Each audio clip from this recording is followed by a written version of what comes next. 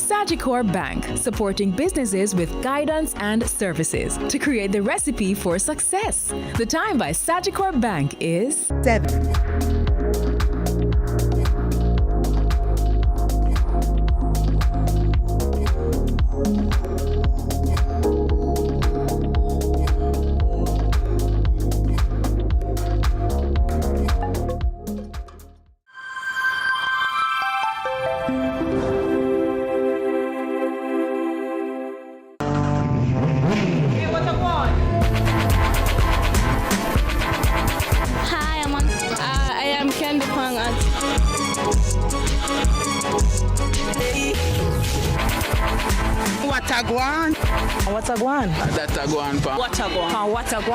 Watagwan. Mondays, Wednesdays, and Fridays at 8 a.m., 1:30 p.m., and 10 p.m. on CVM TV.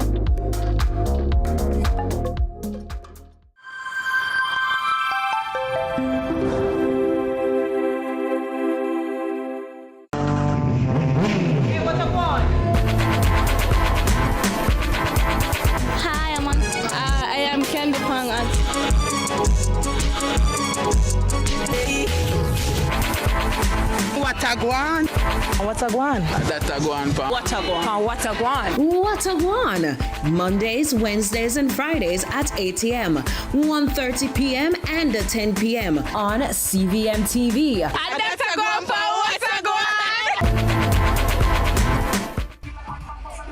Yo, this is Governor representing of the CVM, you know. C-Tappen and CVM right now. Yeah.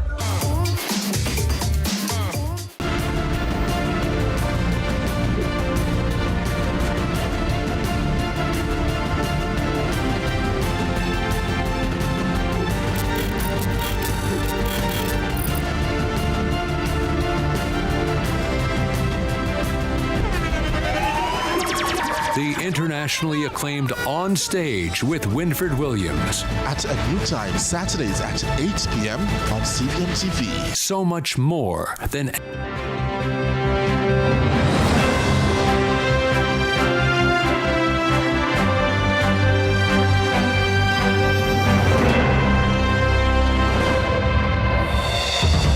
Coming up in CVM News at 7, One Love actor Brian Boucher killed in Waterford gun attack.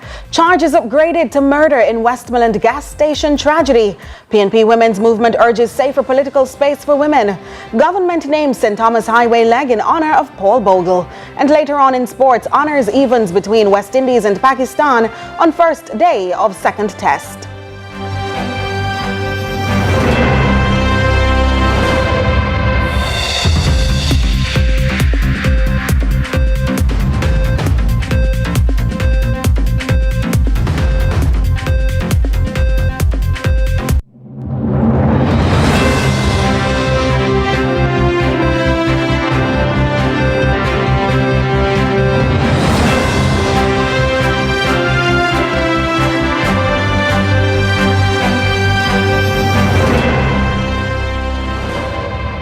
From Kingston, Jamaica, this is CVM News at 7 for Sunday, August 2, 2026. I'm Nika Lewis. Thank you so much for joining us.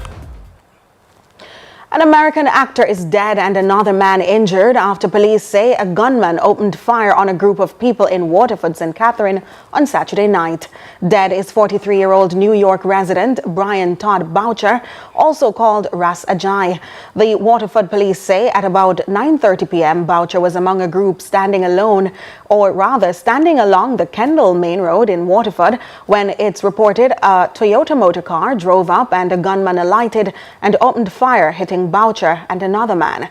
The gunman fled the scene. Locals alerted the police, who assisted both men to hospital, where Boucher succumbed to his injuries while the other man received treatment.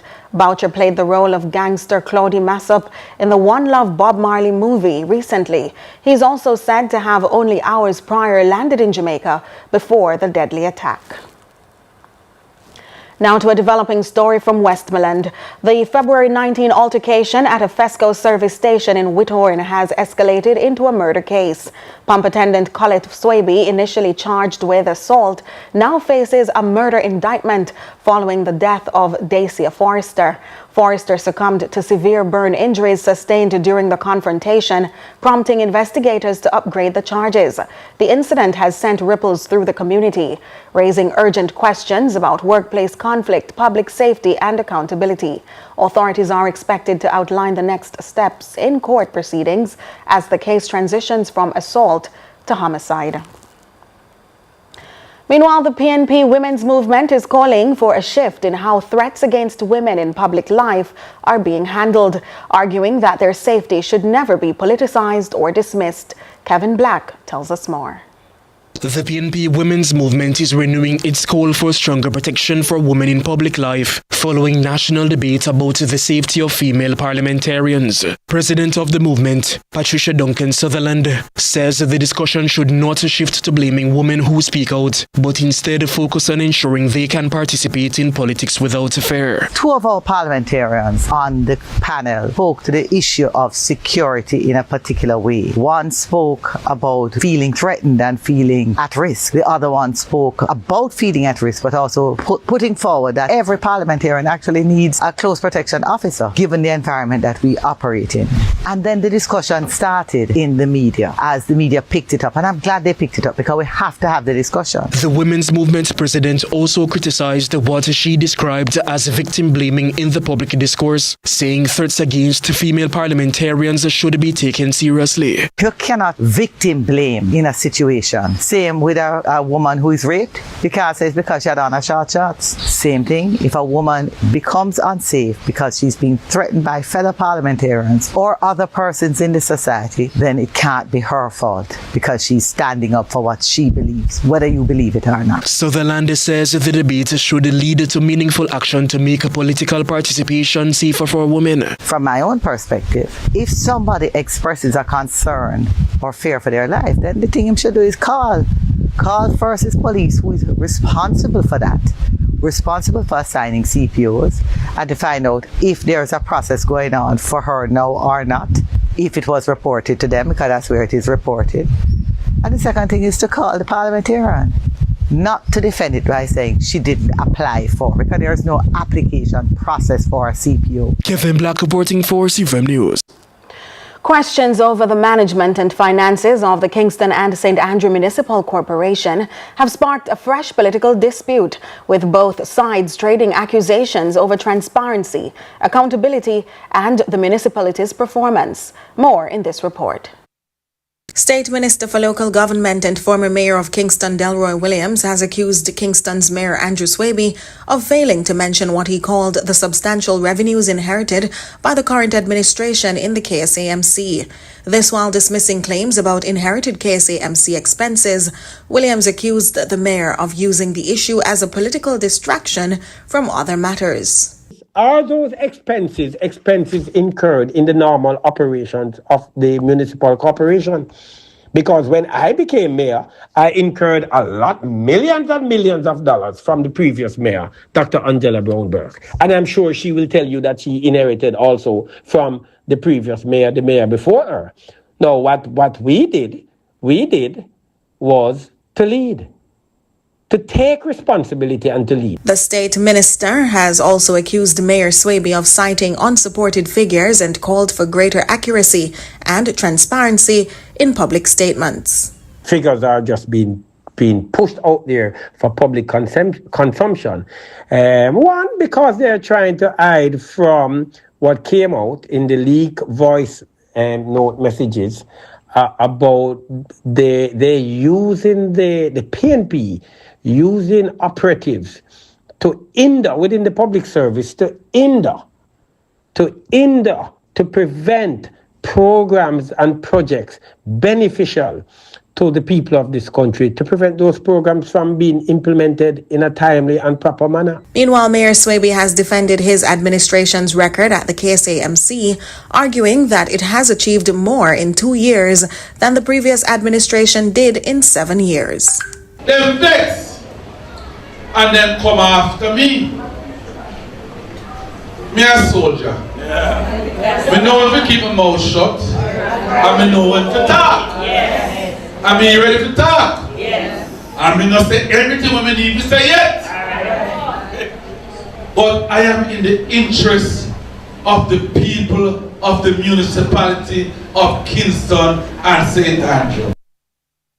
The government has officially named the St. Thomas section of the Southern Coastal Highway after national hero Paul Bogle.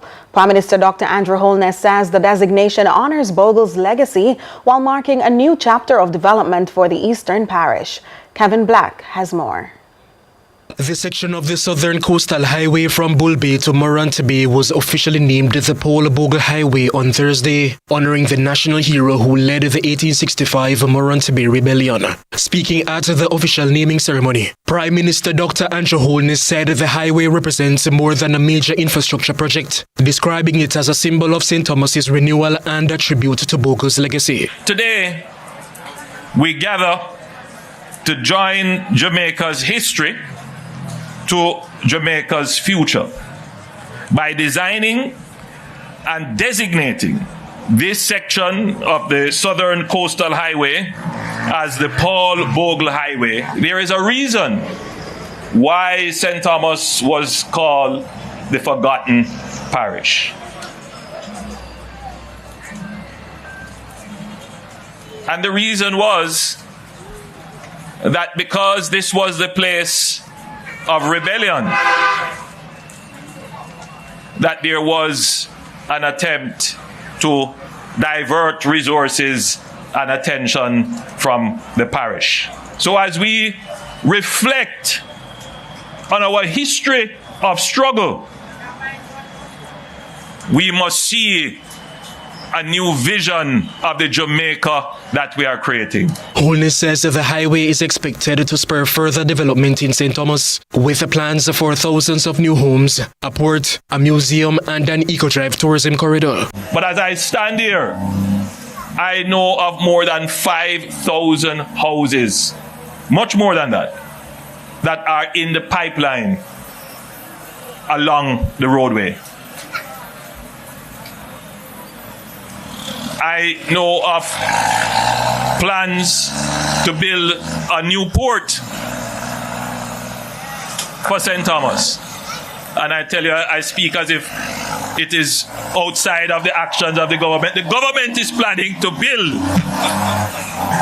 a port in St. Thomas, and it's not just a plan, we are well advanced in doing that. Holness also urged Jamaicans to put aside political differences and continue working together to advance the country's development. So I say, whether you are JLP in orientation or PNP in orientation, we all believe in one thing, that our country must develop.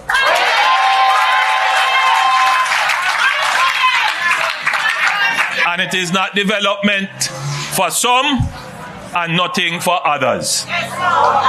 This road passes all the communities, whether they are JLP or PNP. Everybody must benefit from the road. Kevin Black reporting for CVM News. More CVM News at 7 in just a moment.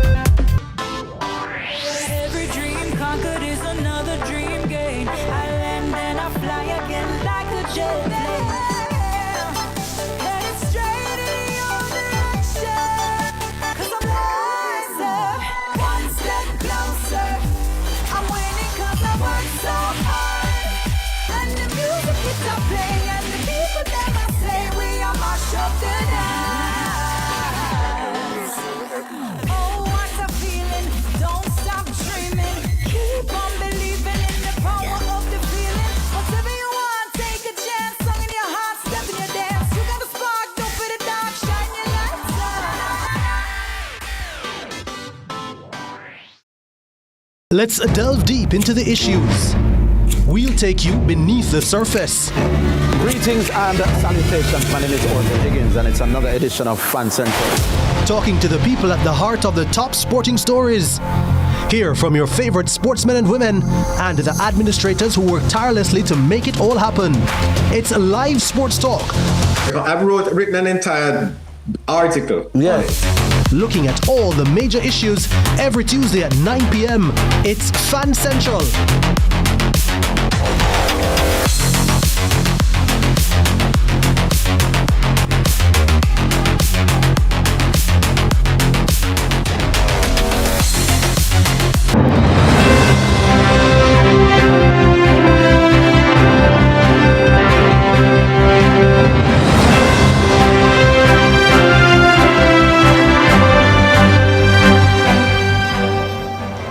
Thanks for staying with us. The Jamaica Labour Party caucus in the Manchester Municipal Corporation is calling for the resignation of PNP councillor Mario Mitchell following a leaked voice note allegedly discussing strategies to undermine the government's NARA program. According to chairman of the JLP caucus, Omar Miller, Mitchell admitted during a municipal meeting that he was the person heard in the recording and indicated he had no intention of apologizing. At our local Board of Health meeting, I would have approached him and I would have said to him that there is a leaked voice note out there. And I know persons sound like person, but I want to ask you, are you the person on that voice note? And he said yes. As a matter of fact, he went as far as to say that I have nothing to apologize for. I am not going to apologize because I have seen worse. And that to me, as a director and a servant of the people, speaks to the type of individual and the integrity of that person. Meantime, attorney for Cabinet Minister Dr. Andrew Wheatley, Abe Dabdoob, says the Supreme Court's decision to grant judicial review is a significant development in the case. According to Mr. Dabdoob, the ruling reflects the court's view that Dr. Wheatley's challenge to the Integrity Commission's recommendations has a realistic prospect of success. The court ruled that we had a very realistic chance of success. And therefore, the court ordered that we go to judicial review, and he ordered that the matter be heard. He recommended that the matter be heard by 3 judges. As Jamaica observes independence, the Office of the Prime Minister is encouraging citizens to properly respect and display the national flag. Speaking on the Jamaica Information Service's Get the Facts program, Chief of State Protocol in the Office of the Prime Minister, Ambassador Sandra Grant Griffiths, says the national flag should always be treated with dignity. Flag should not ever touch the ground. So even when you are placing a flag in a room, for instance, and your flagpole is standing, the flag's size should not be such that it is literally sweeping the floor. If that is the case, you adjust the flag so that it does not actually touch the floor. It demonstrates a respect of self, of country, of national pride, and recognition of our symbol of national pride, because our flag really is, I believe, the most recognized flag in the entire world. Still in the news, the alleged blocking of a traditional pathway to a beach in eastern St. Thomas has intensified the national debate over public access to Jamaica's coastline. The issue comes amid ongoing legal challenges and public discussion surrounding the government's proposed beach access and management policy, with advocacy groups arguing that stronger protections are needed to preserve long-standing community access. According to President of the Jamaica Beach Birthright Environmental Movement, Dr. Devon Taylor, constitutional changes are needed to guarantee Jamaicans' rights to their beaches. We need to enshrine in the Jamaican Constitution the right to the foreshore, right? Well, the foreshore needs to be established, as public land. It must be a commons, and it's not just the wet sand, it must include the dry sand, and it must include land. because we have to protect the ecosystem that is important to our lives and our liberty. So that is fundamental, a law that gives Jamaicans unfettered, right, and fundamental rights to beaches, to rivers, to lagoons, and to wetland. That is the premise on which it must be built. Parliament's Joint Select Committee examining the Green Paper for Jamaica's national policy on culture, entertainment and the creative economy continued its deliberations on Thursday, with the stakeholders stressing the need for stronger intellectual property protection to help creatives earn more from their work. The committee also agreed to expand consultations before finalizing the policy. I always say to our creatives, IP is your pension. You know? And of course, specifically the protection of IP rights and the collection of royalties for creative work. We want to move as expeditiously as possible to finalize the policy, take it back to Parliament as a white paper, and then proceed to write legislation that would give the kind of support and mechanism to the sector for growth. Jamaica's first casino gaming operator's license is being hailed as a major economic milestone. But as the industry prepares to expand, church leaders are warning that the social impact must not be overlooked. More in this report from Kevin Black. The government says casino gaming will create jobs and attract investment, but church leaders insist economic growth must be matched by strong protections for families and vulnerable groups. The government says the project is expected to boost tourism, create employment and attract more foreign investment. We're happy to announce that we have issued the first casino gaming license. So it's a significant milestone. It also represents for the country the direction that it wanted to go in terms of diversifying our tourism product and with creating the opportunity to generate revenue for the government and the creation of new jobs, as you had. Immediate past president of the Jamaica Council of Churches, Bishop Christine Gooden-Bengucci, says the country must also consider the social consequences of expanded casino gaming. Yes, it has implications for economic growth. But at the same time, we have to weigh the balances in terms of the advantages and disadvantages of allowing this in the nation at this time, because of the moral situation that confronts us, the fact of the detrimental implications for family life, for mental health, and for the situations that it will create. The bishop also says economic development should be balanced with safeguards to protect families and vulnerable Jamaicans. So while it will improve conditions economically for others, we have to look at whether that kind of initiative will, in the long run, augur best for the development of this nation or take us down a road that is going to create further deterioration of the moral fabric of our society. Kevin Black for CVM News. We now turn to regional and international news.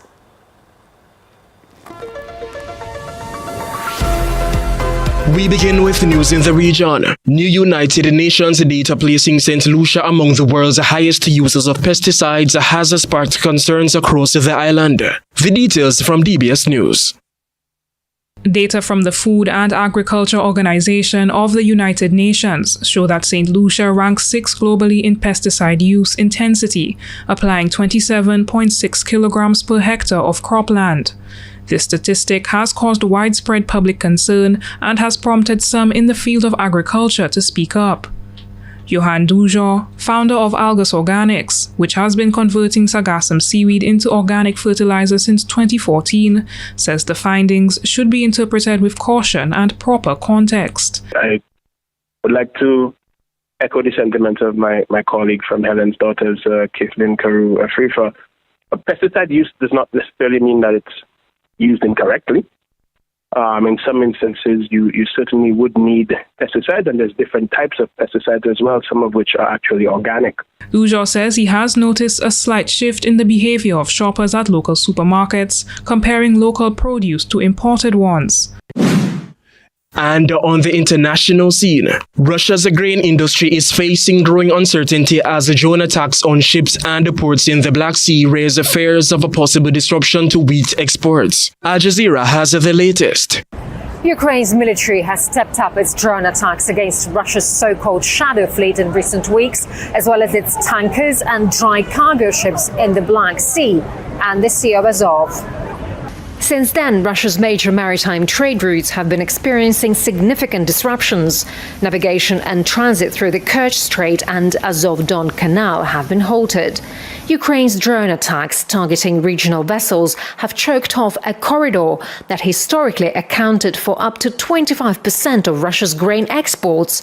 Major deep water hubs of Novorossiysk and Taman on the Black Sea have restricted incoming truck deliveries because of heightened shipping and security risks. By mid-July, Ukrainian drones had hit 173 vessels, and the attacks are continuing. This has resulted in a major disruption to the global grain trade since the war began. Analysts forecast that Russia's July export drop could cost the country billions of dollars in losses. And that's it for regional and international news. I'm Kevin Black.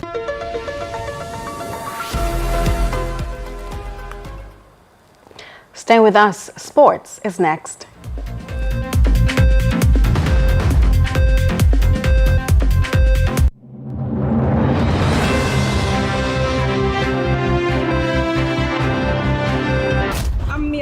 No scammer now style me. From the market to the farm to the office, money talk is everywhere. But are you making sense or nonsense? The Bank of Jamaica brings you common sense with BOJ. Real stories, real laughs, and real lessons to help you protect, grow, and manage your money.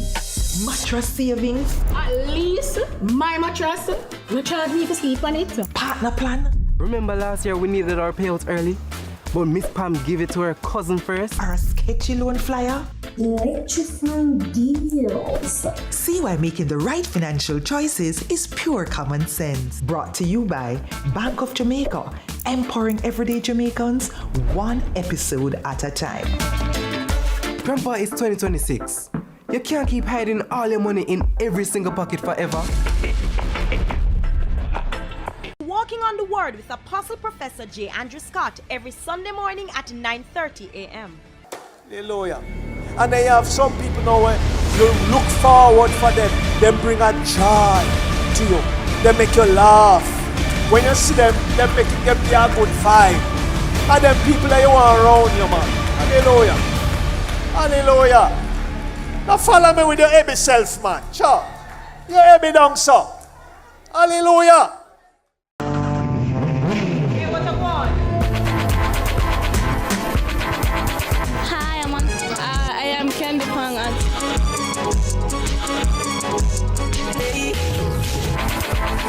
What a guan? That a guan. What a guan?